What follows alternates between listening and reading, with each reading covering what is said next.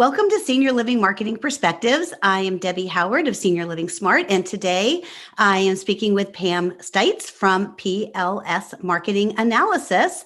So, Pam, I'm thrilled to have you. Thanks so much for joining us today. Thank you, Debbie. Thanks for having me.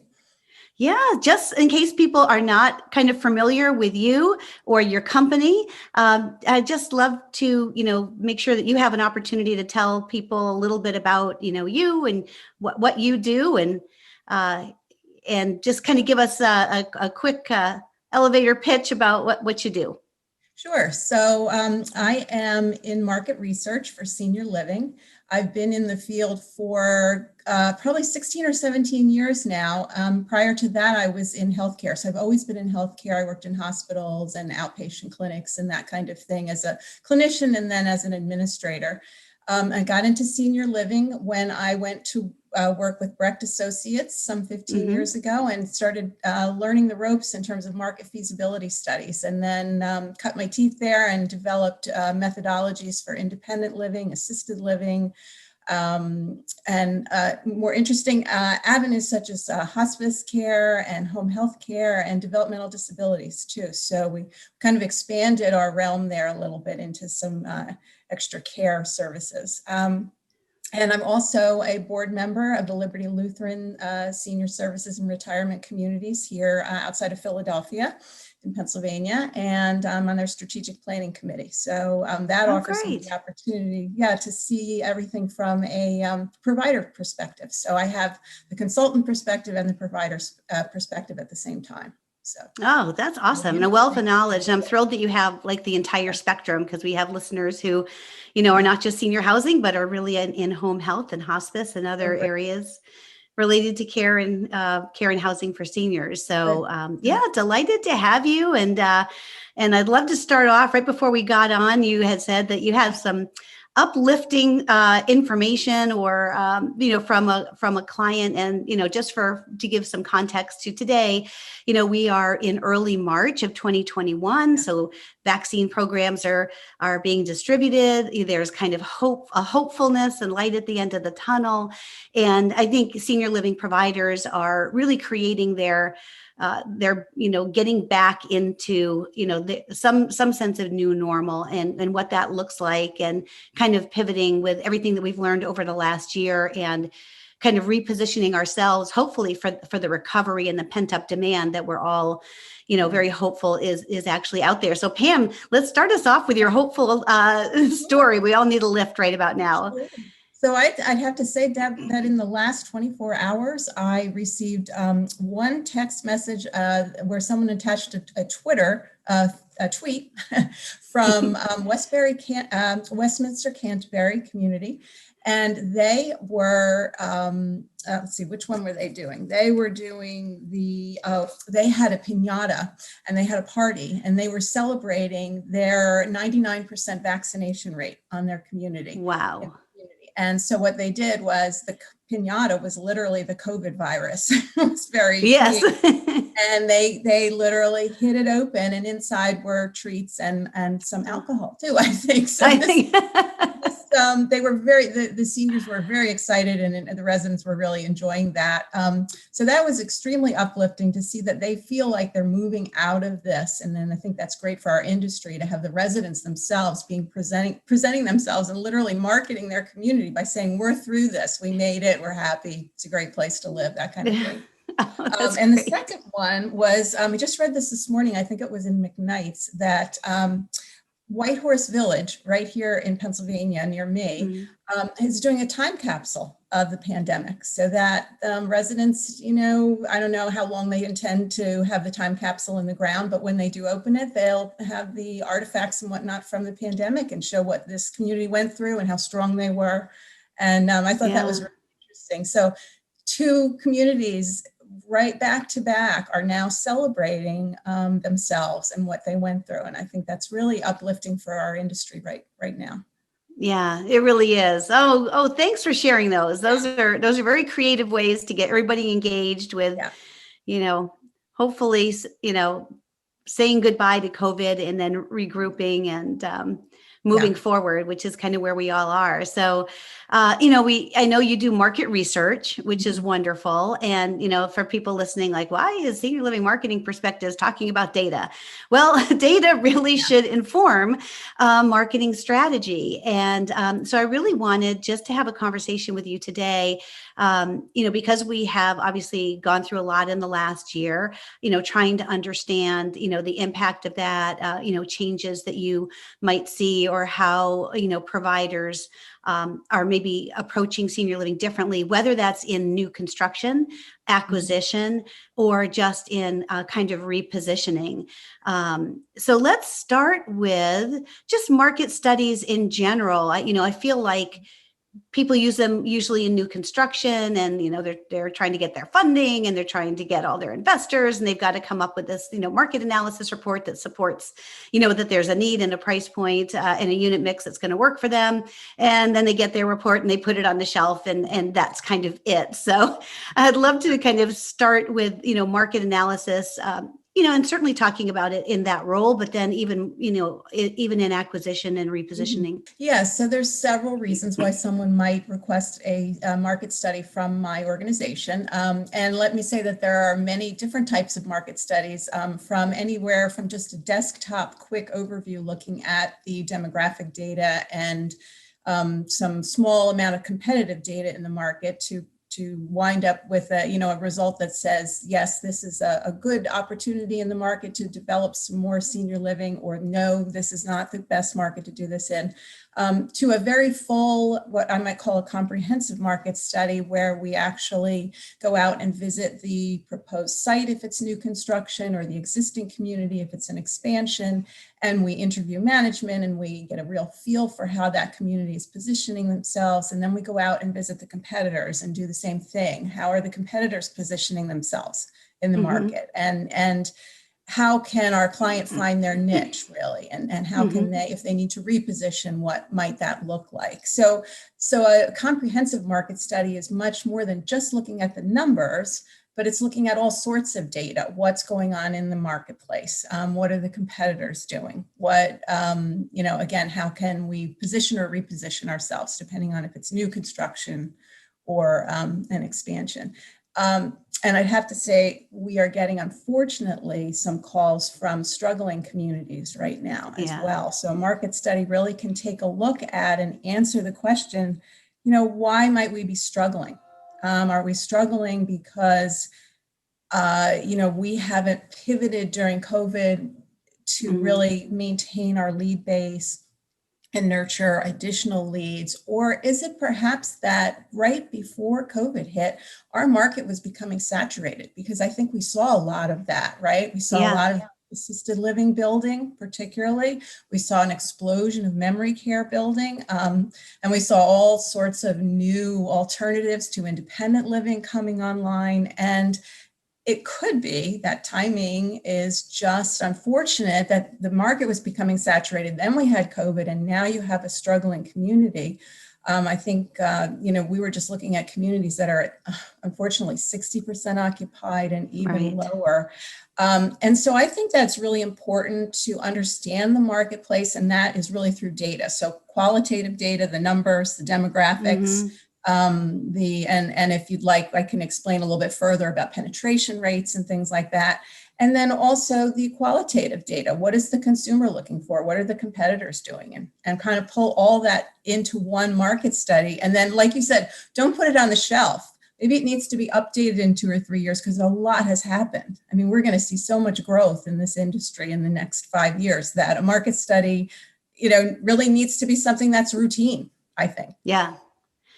Yeah, things are changing quickly. And, a lot of times people will do the initial market study, and, it supports that there's a need at that point, and and it kind of fulfills their need about making their case and going out and getting the funding. But then 2 new competitors, move in and open up, and they're no longer the bright, shiny penny. And, the penetration shifts, and, absorption shifts.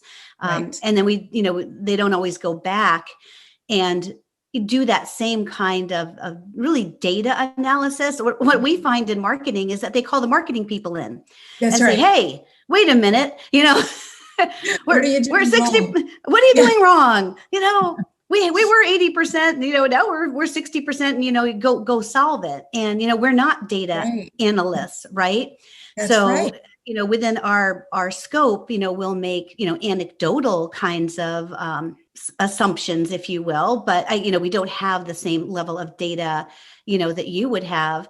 So Right. are you finding right now, or do you think that there's going to be a lot of absorption or an acceleration of, people who may have been struggling? Because a lot of people got into this, over the last 5 years, just because they saw the silver wave and the tsunami and all of that. And, they had parking lots, or they had, strip malls, or they had other kinds of real estate, and thought, oh, I'll just jump into this. How hard can it That's right. be? Are you seeing, any kind of leading edge of consolidation?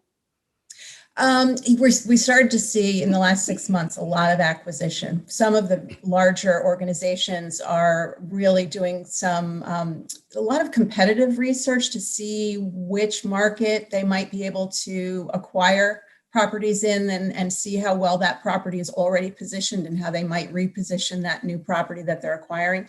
And again, it's because some of these communities have really struggled with their occupancy. And they're ripe, unfortunately, for another community or larger system coming in and taking over. I've also seen a lot more health systems, hospitals, at physician practices, home health care, that kind of system, starting to look at acquisitions of senior housing as well, because they feel like it really fits their portfolio. And this may be good for the industry, because if there's a struggling operator that got into the business, as you're mentioning, 2-3 years ago, when it looked like a very promising industry to be in, but perhaps they didn't have the operating experience or the senior living background to really make that work quickly. And maybe they never even reached stabilized occupancy, which, after 2 years, we hope to be at 95%. So maybe they never even reached that to begin with, and then they were hit with COVID. It may be a way for them to either get out of the industry or be educated by the organization that's going to come in and take them over. So yeah, I see some of that. I also see just a lot of people approaching my organization and others like me for market studies for new building. Again, Really? about that about 3 or 4 months ago, and now all of a sudden I'm starting to see that pick up. So that's really exciting. I think people are feeling really good. Again, to go back to our uplifting conversation, we're feeling really good that the communities are opening up, and hopefully we'll have visitors in there again soon. And the good word about what was good about everything in senior living during COVID will get out. And I think it's only good things from here. That's what I see. Oh, that's great. So let's talk a little bit about penetration rates. We used to hear, and you can probably give us the real number, that, a for-profit, private pay, typical senior housing, maybe assisted living and memory care, or some mix of service levels, might have a penetration level of, 5% or 10% of the total age and income qualified demographic, which is always so discouraging. It's so interesting, Deb, that you say that, because there's so much opportunity in this industry. Seniors will naturally need something as they age. And we still use the 5 to 10% penetration rate for a particular project to capture in their market. That maybe 5% can be captured. But we do say that from 30 to 40% of seniors that are qualified, age and income qualified, will eventually move to senior living. So that's a very positive statistic. So that's like a third of seniors we see. And that's the market penetration rate. How many seniors that are qualified by age and income actually in the marketplace live in a retirement community, not yours in particular, but in the whole market. It's pretty good, 30 to 40%. But on the other hand, then it's funny, because I often say you've got 60 to 70% of seniors that still have needs. So when you think about these larger health systems that offer, or even senior retirement community systems that offer home health and hospice and other services, these are by nature going to be needed, as we move forward. So it's interesting and important, I think, to think about the spectrum of services as opposed to your little silo, right?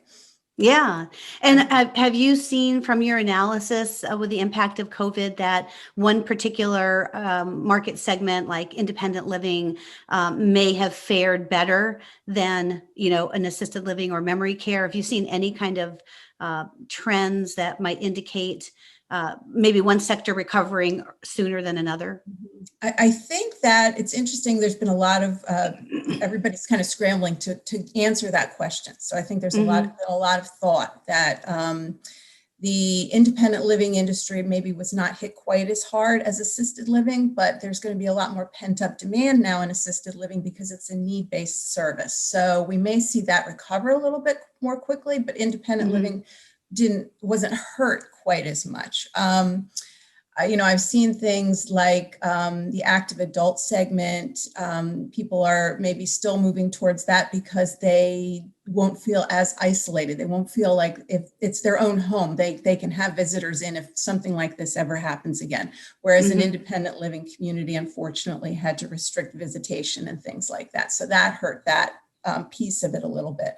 But, all in all, I think that communities and the industry has adapted really well in terms of visitation, how to do it safely, how to make sure that seniors are still socializing during this kind of pandemic. I mean, heaven forbid it should happen to us again. I think we're well positioned to really make the situation a little bit more comfortable for seniors and allow them to continue to socialize. One of the things that I talk about when I make recommendations for future construction, for new construction, is to take obviously all this into account in terms of safety features and whatnot, but remember the setting and think about how seniors need to socialize during this kind of situation. So if we're talking about, in this case, building more intimate settings or more flexible settings so that smaller spaces can become their little hub, right? I've seen so much fun to see our neighbors actually develop hubs with school children that several families would get together and say, this is our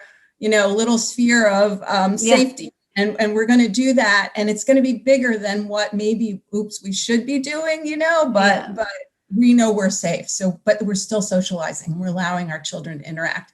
Same with our seniors. Let's make sure it's still safe, but allowing for more of that socialization if there were to ever happen again. So in terms of building something new, how do you build these smaller venues and intimate spaces within the context of a larger community so that you can do that safely? And I think that's all about market research, right? We have to take into consideration all of that safety data and also what consumers want and what seniors are going to want going forward. That's a whole nother piece of this whole data research that we're talking about, consumer research, focus groups, telephone surveys and whatnot, to understand what they didn't like about what happened during COVID, to understand what we did well and build that into the future.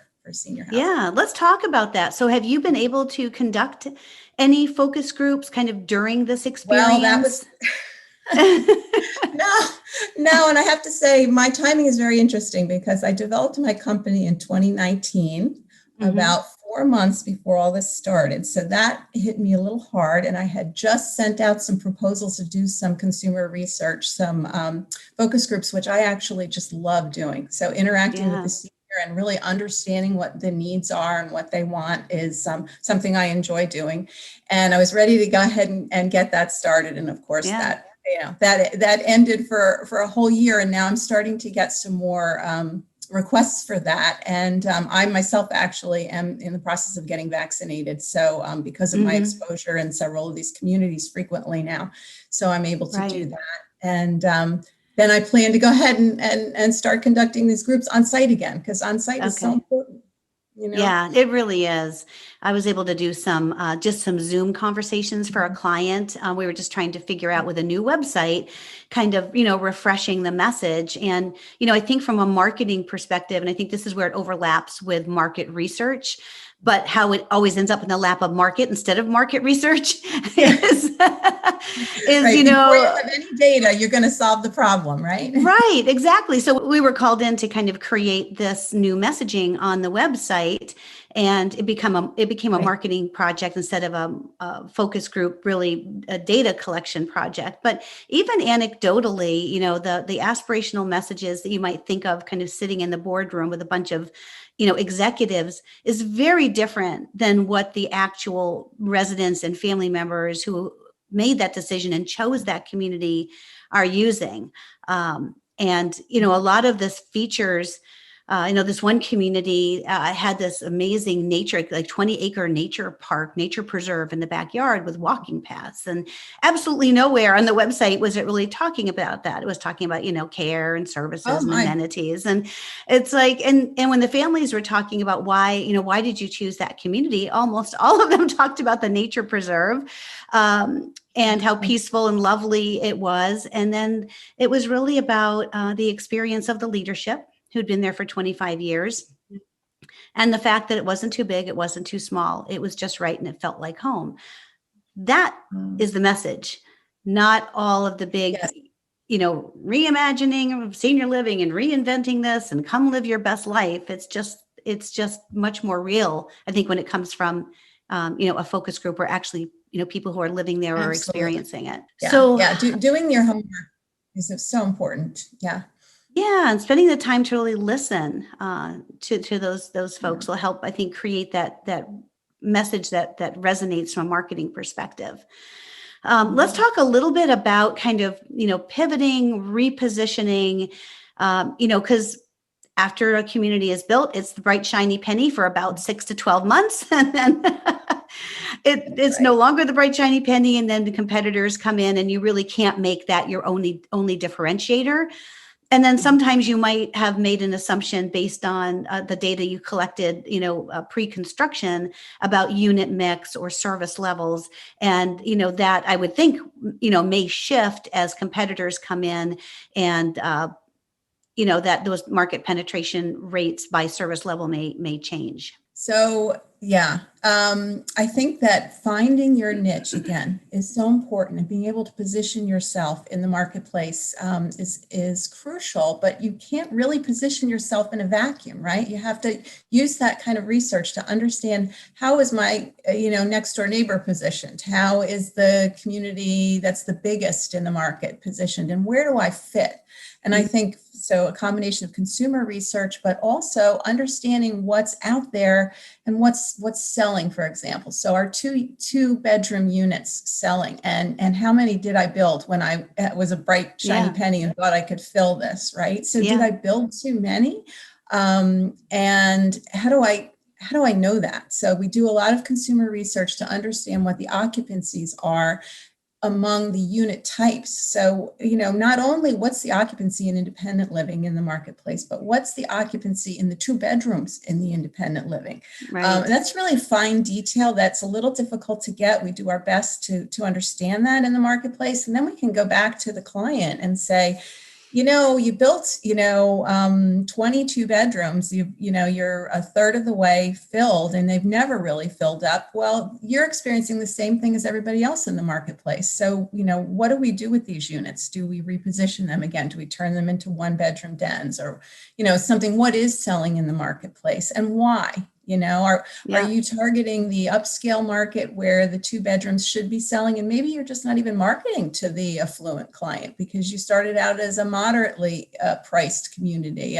There's just so many variables there that we try and understand what the client wants to be and how to get them there. And I think that's where we dovetail with you. We can provide you with all that information, and then you can help them pivot their messaging. And we can even work with the architects and whatnot to come in and literally reconfigure the organization if it needs to be.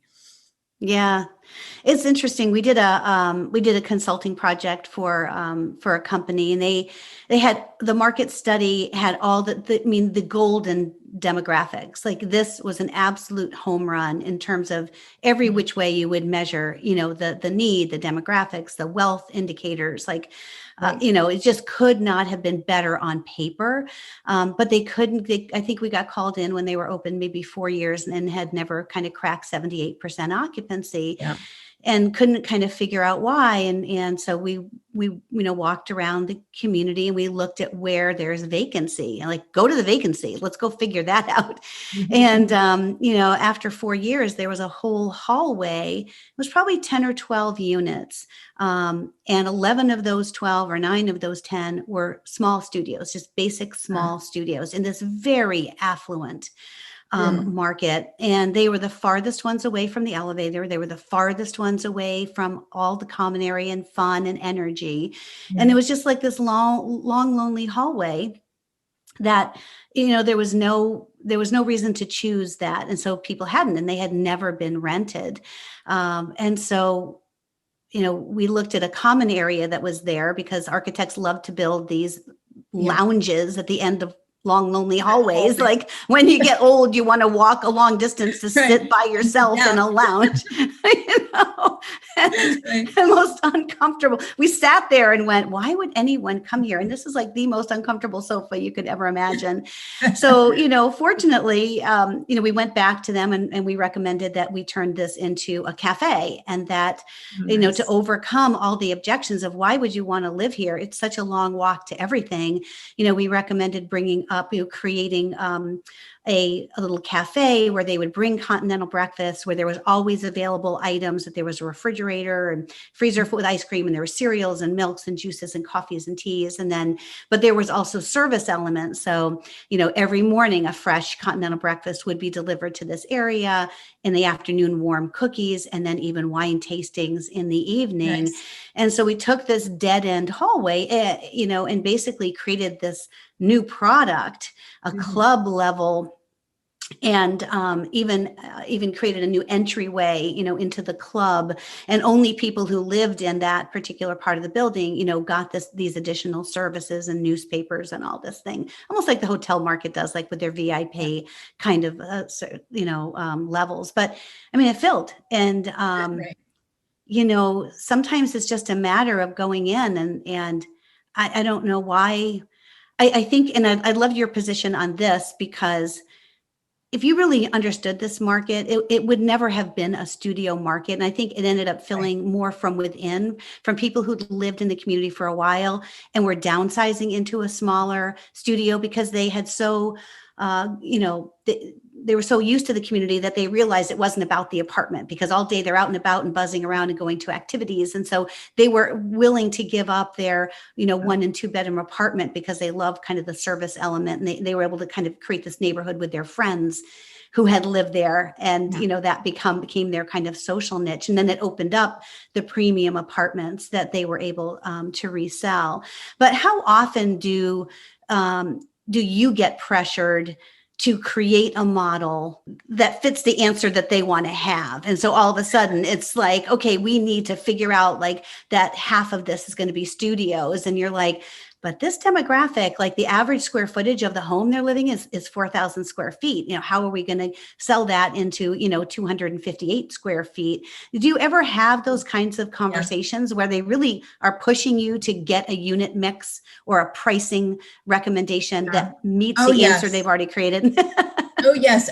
Yeah. I'm glad you said that. You mentioned pricing, because I can remember working with a client for years about a community it would have been a new build. And every time we did the market study, the same thing kept popping up, that the prices were just a little bit too high for that market, that it just wasn't, even if they thought they could market to the more upscale, affluent people in that market, they were way above the competitors. And I went and visited the competitors, and they were absolutely gorgeous. There was no need to provide anything better than what was already in the market. I mean, these places were stunning and brand new.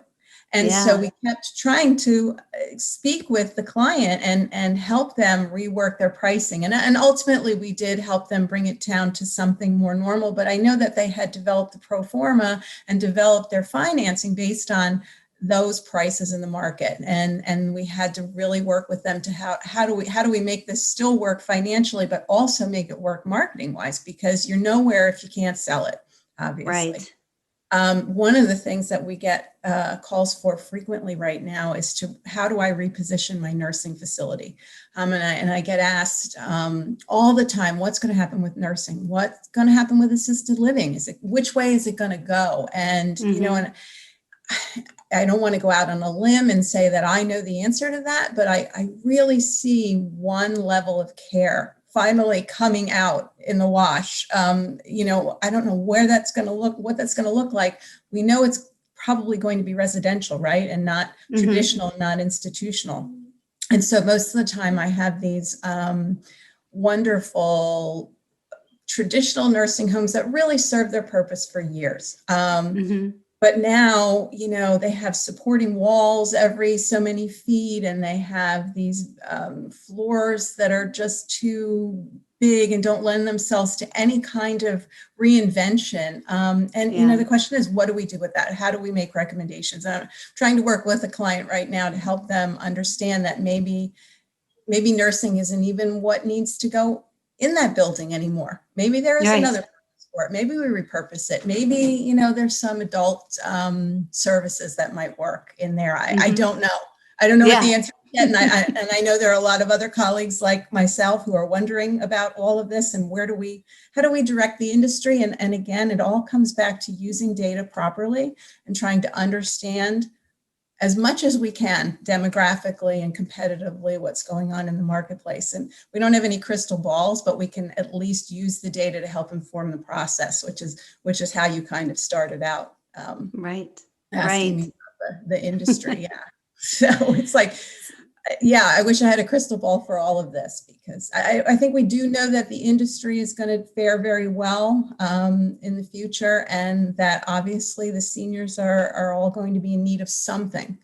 Again, there's fewer, I think, than we think that live all the way through without needing something. So yes. Yeah. Well, I think, probably during COVID, families were able to offer more support, working at home, not having the commute, being more available or accessible.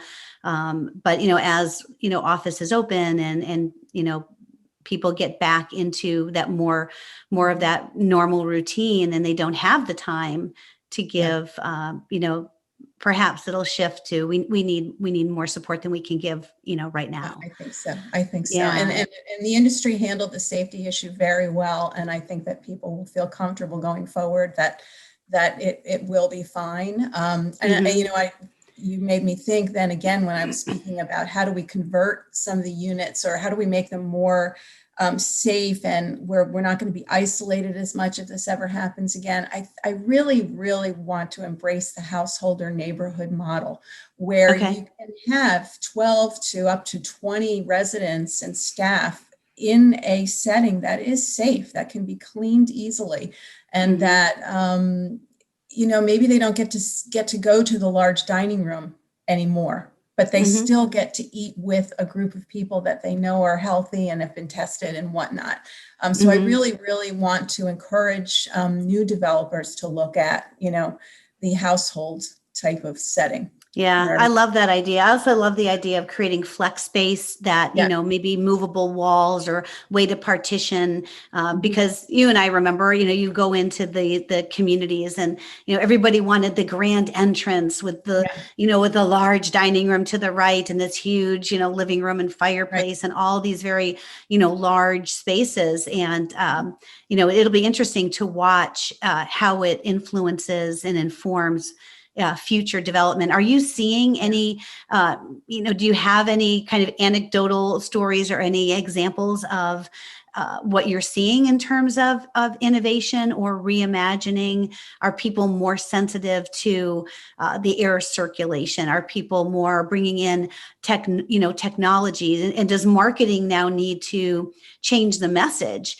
from, come here, for socialization and all this, to come here because, we've taken into consideration everything that we've learned living through this shared experience. And because of that, we're creating an environment that is better and safer. Yeah. certainly the safety message has to be out there. I think it's going to be top of mind for people for years to come. I would not feel comfortable pivoting away from the message that this is a lifestyle, that we are still allowing socialization. I think what we want to message is that we are creating something new going forward that's going to allow you to socialize in a safe way.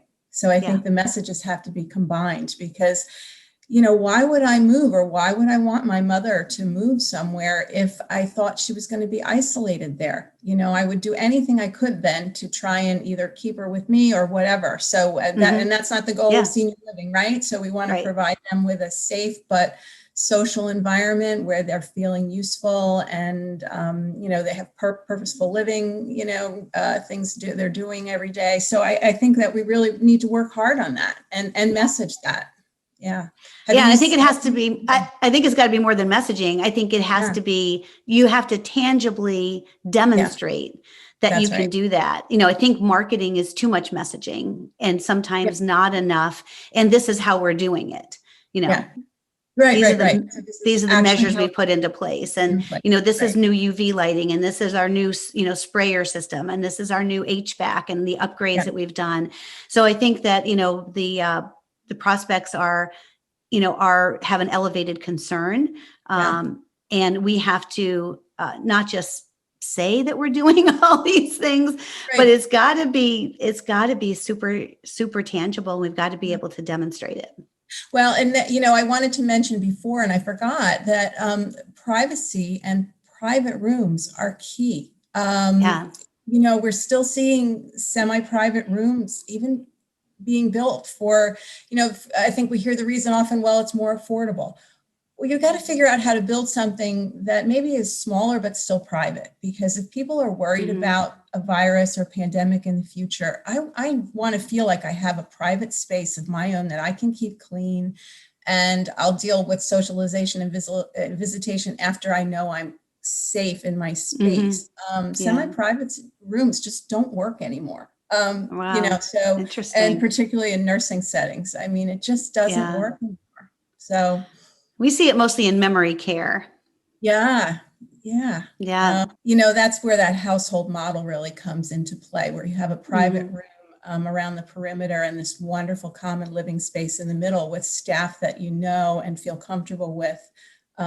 Just that consistency and that ability to socialize in that small space. So that's probably, I think that the whole boost to that kind of model it really came from the whole COVID situation. So and I guess the last thing I'd love to touch on, because everyone's talking about pricing and incentives and coming out of this, and I think it's a double-edged sword, because on one hand, if somebody's really concerned about safety or isolation, making it cheaper doesn't overcome that fear and that objection, right? So, when do you recommend kind of pricing adjustments, or whether it's, short-term incentives, or maybe because the market has changed and new competitors have come in and the price has somehow changed because of that. Are you getting those types of calls? And generally, are there any recommendations that's supported by data, or what data would you look at to know, do I need to adjust my pricing? And is this, going to be a long-term price adjustment to meet the market? Or is this a short-term incentive to give us some kind of an advantage? And if we all do that, don't we just devalue everybody? So I'd love your thoughts on that, and then we'll wrap up. Yeah. Well, years ago, we used to hear, if you're offering a discount on some model, there must be something wrong with you. So, that really leaves a bad taste in everybody's mouth. I think we've moved away from that, and that consumers expect your pricing to be competitive. They expect to be able to come in and negotiate, and, or expect that there will be some incentives offered, particularly with a new community being developed. One of these services that I do provide is a pricing analysis, which allows us to take a look at, as particularly for an entrance fee community, we might look at the different types of contracts and refund plans, and look at the entrance fees and how they're priced compared to those competitors in the marketplace that are also perhaps a life plan community or just a traditional type C retirement community where everything is paid for as you go. And we'll look at that and we'll come up with the entrance price per square per square feet. We'll come up with a monthly fee per square feet. And we'll take a look at that. And that's really more for us behind the scenes, the whole square foot per square foot kind of measurement, because I think consumers are maybe not really able to think about it in that way in their head when they're sitting down at the dinner table and saying, well, I saw two entrance fee communities. Look at how much more this one costs. Like, I want to save that money for my children. And there, I think one of the other pieces of data that we try to understand is how extensive is the life care model understood in a marketplace. Has it been around for a while? Do consumers really understand that? Or if you're trying to build and be the first or second life care community in that market, how difficult is it going to be to educate consumers on what that means and how that can really be a financial security measure for them? They may not understand that yet if it's new to the market, but in terms of pricing, we will really make recommendations related to by unit type, which, for the 2 bedrooms are just way overpriced in terms of entrance fee in comparison to competitors. You need to bring that down. Or look, here's an opportunity to bring up the monthly fee to where everyone else is in the market for your 1 bedrooms. So we will literally get that granular about it. And then if it just looks like you've been in the marketplace for a while and haven't been able to fill again a particular type of unit, we'll look at occupancies in the among your competitors and for the client with that unit type and say, well, no one's ever been able to fill these. We're going to have to discount and offer some incentive on these units to get them full. And then once they're full, we would, end that promotion, really. So I think there's no one size fits all answer to that question. But I think, again, data and pricing analysis, like I was talking about, is so important, particularly for a new community being built ground up. You really have to understand that. I would agree. I think I don't think we're doing the consumers any good by making pricing so confusing. Oh my gosh, yes. We've got. If you can't fit it on one sheet, you can't sell it. Right. I need to be able to email, especially right now, right? Everything's got to be able to be sent electronically and on one sheet. And maybe it requires some explanation, but then that's when you promote that phone call. Here's our prices. We want to be transparent. Now, there may be things you don't understand because I've listed several refund plans or, let's discuss the contract type and what the monthly fee means and what that's providing you with. That promotes the phone call then, but at least be able to send out a price sheet on one page. And here's a radical idea. Maybe put it on your website. I was going to ask you your thoughts on that. We get a lot of pushback when we recommend at least put your starting at price per unit, because if the person can't even afford your lowest price, why it's not right for the prospect, and it's certainly not right for your sales team. Let people self-qualify or self-disqualify and respect their their ability to do that. Well, I already have a good feeling about a community if I'm able to go on their website and get as much information easily and visually as I can. I just want to be able to see the floor plans. I want to be able to click a couple times and understand what I might get at that community. And then I'm already starting out with a good feeling, as opposed to how frustrating it was. I can't even get somebody to return a call because I have these questions because the website didn't answer them. We're in a new place now. I mean, this is your bailiwick, not mine, but we're in a new place. We need to be really transparent and available to our consumer. No, I absolutely agree with that. So it's been a pleasure speaking with you. I think, we certainly underutilize data and market analysis. It's not a one-time thing that we do in order to create a pro forma and get financing, but it really is something that should inform positioning and messaging and all the decisions we make around marketing strategy and service delivery. So if people want to reach out and learn more about what you do and how you can help, and tell everybody how they can reach you. Sure. So I have a website, and it's plsmarketanalysis.com. Look me up there, and my contact information is right there. And I try to keep things up to date on the website with new information periodically, and just about how we can help you. And I look forward to hearing from some of your listeners. It'd be fun to do some work. I love this work. I hope you can tell that. Yes. I'm enthusiastic about getting this right, and I can help your clients. And yeah, I love your passion about data. So yeah, it makes that's sense wonderful. to me. It speaks to me. Yeah, it tells a story, right? Yeah. At the end of the day, it tells a story. Well, Yeah. we'll have all that information in the show notes. And Right. thank you for sharing your senior living marketing perspectives with us today, Pam. Yeah. And hopefully we'll see you when we're back having conferences again. I hope so. Yes. Thanks again. I really appreciate your time. That was fun. Alrighty. Thank you. Thanks, Debbie. Take care. Bye-bye. You too. Bye.